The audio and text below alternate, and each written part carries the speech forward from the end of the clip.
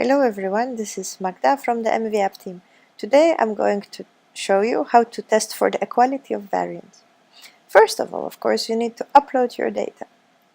For this test, you actually don't need to select sample ID or time if you don't have them. If you do, I would advise to still select those columns, but it's not necessary to have any of this. So then we can go immediately to Data Exploration tab, and then under the subtab called Testing Equivariance, you can see how your different samples are looking in terms of variance.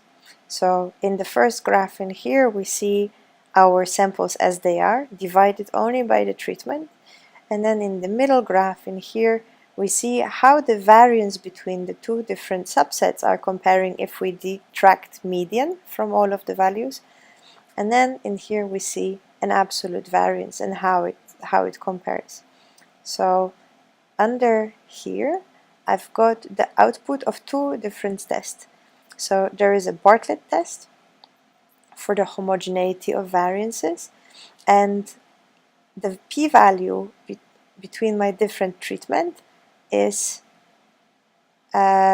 very, very low, as you see in here. So that means that based on the p threshold value that we chose in here, the variances between my different treatments are equal. And then we've got also another test that's called Levene test, and as you see in here, the p-value calculated with this test is still very, very low, and both of those tests tell me that the variance between my different treatments is equal. But that's actually not my question. I would like to see if the variance between my different days is equal. So here you see exactly the same graphs, but now calculated for 8 different days in total. And I could split the graph further in order to calculate the homogeneity of variance per treatment. And you see in here that the tests for control and for salts are giving me non-equal variance between my different days. You see that the variance is increasing as the time goes by. I can see the same for salt stress.